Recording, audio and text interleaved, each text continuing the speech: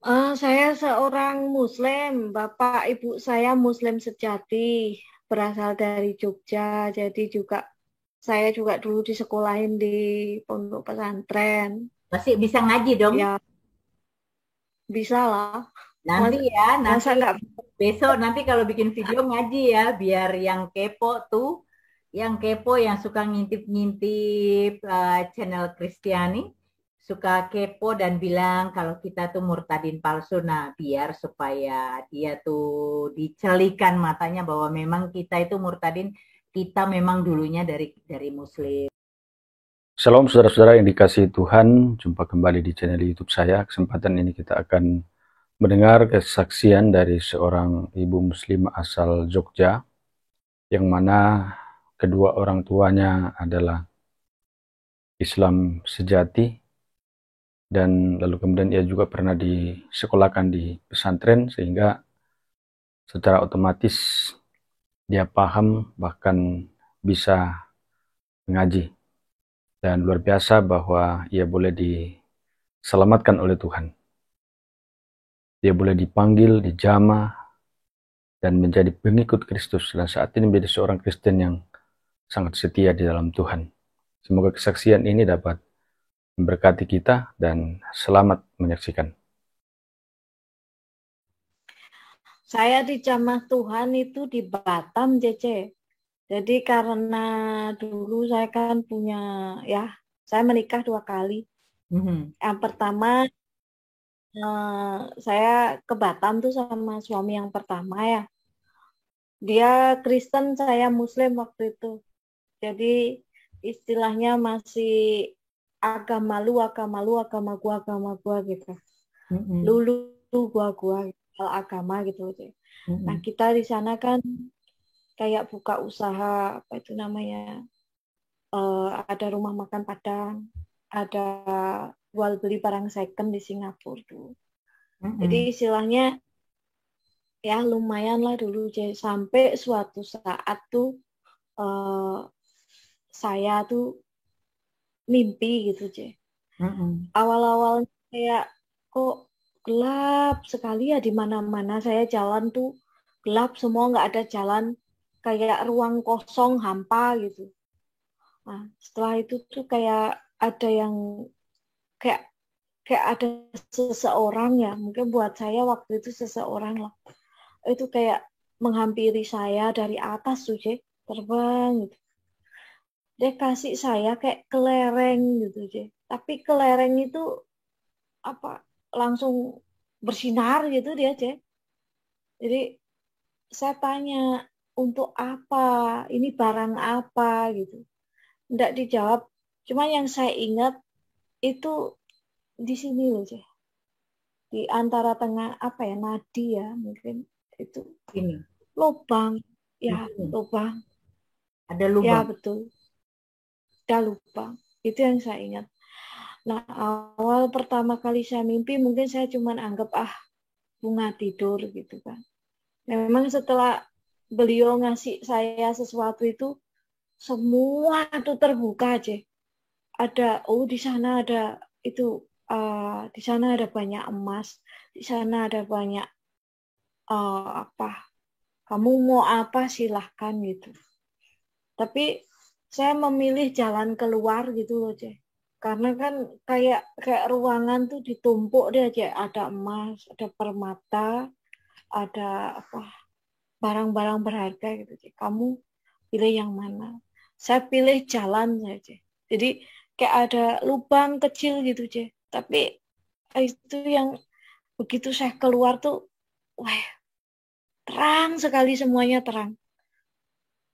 Dan apa barang yang ada di dalam ruangan yang tadi saya lihat itu Mhm. berserakan ketika saya sudah di luar pintu itu gitu. Nah, terus akhirnya udahlah, mungkin saya anggap mimpi cuman bunga tidur gitu. Terus sebulan ini saya mimpikan 3 kali aja ya. Jadi nggak lama tuh, saya nggak pernah mikir, saya udah lupa dengan mimpi itu. Gitu.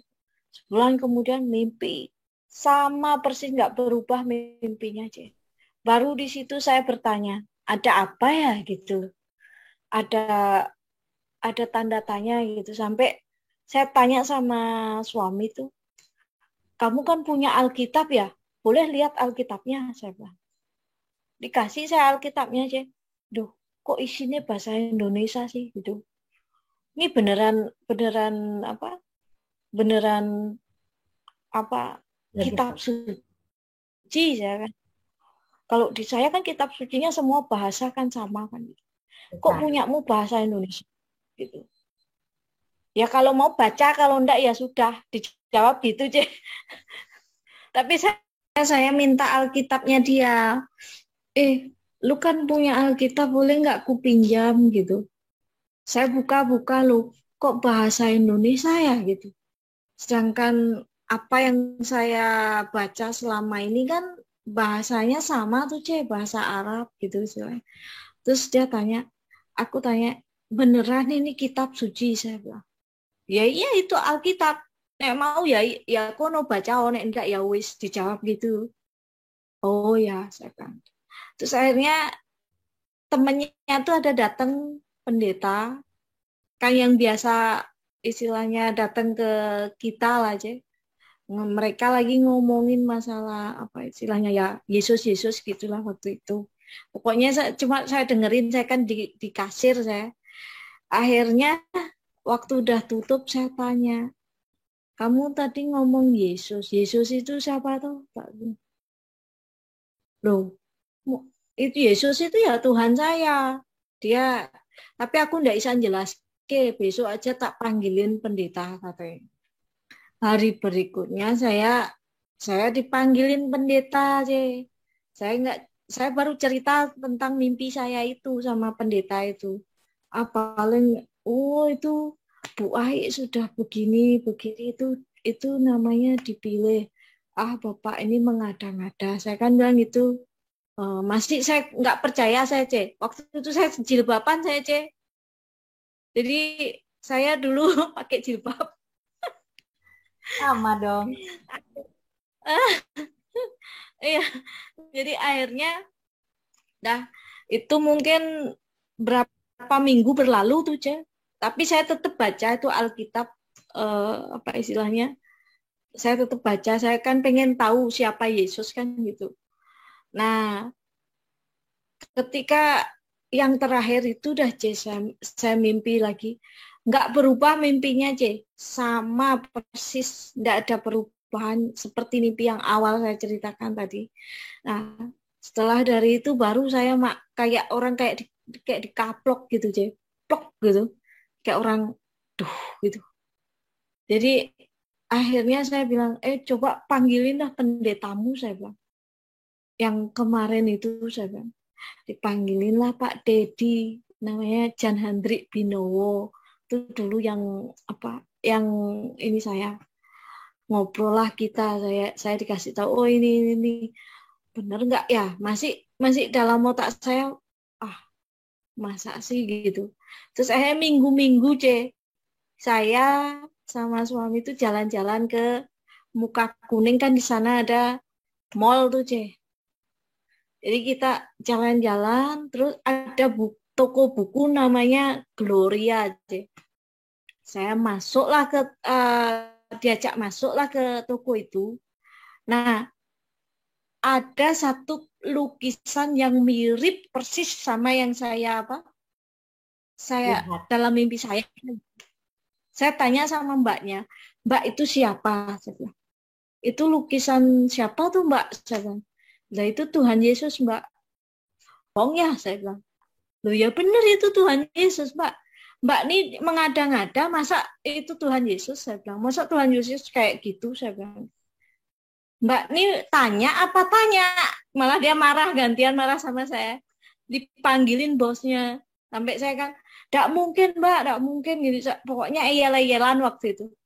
Bosnya datang, ada apa Bu? Kok ribut kan gitu. Itu loh, saya tanya, katanya itu Tuhan Yesus. Masa dia ini pembohong, ini saya apa ya istilahnya nggak masuk di logika saya gitu loh. Akhirnya Mbak gini ya dari ibunya tuh, itu memang dalam kepercayaan kami ya itu Tuhan Yesus, tapi itu hanya sekedar gambar, dia bilang, bukan untuk disembah, bukan untuk di apa istilahnya dipuja, fotonya itu enggak, itu hanya sekedar gambar. Tapi kalau untuk misalnya percaya ya langsung saja ke Tuhan, ya bayangin aja wajahnya Tuhan itu kan sesuai dengan apa yang kita bayangkan. Mbak bayangkan wajahnya ganteng ya Tuhan itu ganteng kan gitu. Ibunya waktu itu gitu, akhirnya saya oh ya tapi masih kesel gitu, dalam hati saya masih kesel, kok Tuhan Yesus gitu. Nah akhirnya minggu berikutnya oke lah, aku ikut kamu ke gereja. Tapi malam sebelumnya saya berdoa aja. Waktu itu saya belum manggilnya bukan Tuhan. Hai Yesus, saya bilang gitu. Kalau memang benar-benar engkau yang panggil saya besok datang ke tempat ibadahmu, ke gerejamu, dengan satu syarat, saya tetap memakai jilbab saya. Tetap saya tutup aurat saya kan gitu. Cuman saya minta kalau memang benar-benar kamu yang pemilih saya, panggil saya sesuai yang saya baca di Alkitab, akulah yang memilih kamu, bukan kamu yang memilih aku kan. Satu orang akan peluk saya sambil nangis sama saya. Saya minta apa? Pembuktian. Tanda itu. Pembuktian. Ya, pembuktian gitu. Akhirnya bener, saya ke gereja, di gereja Batam Center, namanya GBI Batam Center Point. Jadi ada di rumah makan Kediri namanya dulu. Jadi kita ibadah di atas. Pas saya masuk sana, saya kan pakai jilbab, waktu itu pas musim bom Bali, waktu masih rame-ramenya itu, bom Bali, musim bom Bali. 2002. Jadi saya terima Tuhan. Ya. Akhirnya ya bukan 2002 sih, ya waktu itu pokoknya masih musim teror gitu, Ada gereja-gereja yang dibom-bom dulu. Oh iya. Jadi saya masuk, gereja itu, semua ada yang teriak-teriak, ada yang berdiri, ada yang lari ke bawah, keluar, ada yang saya digeledah-geledah gitu, Ada yang pokoknya takut gitu. Ada yang berhenti, ada yang pokoknya heboh waktu itu, Wow. Saya sempat ya ampun. Saya ini namanya Yesus, saya bilang ini namanya kasih dalam hati saya gitu. Tapi ada satu ibu-ibu waktu itu namanya Bulina Limbong. Ya waktu itu akhirnya beliaulah yang jadi ibu rohani saya. Dia dari jauh itu nangis ya, Ya ampun, terima kasih Tuhan Yesus, kamu kirimkan anakmu ini ke sini gitu. Berarti apa yang saya impikan tadi malam, inilah kenyataan katanya. Bahwa akan ada seorang anak datang ke gereja ini, tapi keadaannya akan agak berbeda gitu. Ternyata kamu nak gitu. Saya dipeluk saja. Ya ampun, dia juga nangis. Akhirnya saya juga, ya ampun, memang ternyata beneran saya saya dipanggil gitu. Istilah ternyata beneran saya dari situ saya bilang, oke Tuhan, saya mau belajar gitu. Tapi waktu itu saya ke gereja masih tetap saya pakai jilbab waktu itu, Sampai akhirnya saya malu sendiri. Lama-lama ya jilbab saya lepas gitu. Sampai segitunya, Terus akhirnya waktu ada gempa di Jogja waktu itu, Cek. Saya pulang, nggak ada kendaraan waktu itu, Cek. Jadi dari bandara itu saya Jadi jalan kaki sampai rumah. berarti Mbak Lydia nih sampai nangis juga Cece. Bayangin ya, ikut terharu mencari Tuhan itu dengan menantang Tuhan ya, pengen minta bukti dari Tuhan bahwa benar-benar Lydia dipilih Tuhan gitu. Oh, itu dahsyat banget, dan Tuhan buktikan itu luar biasa ya.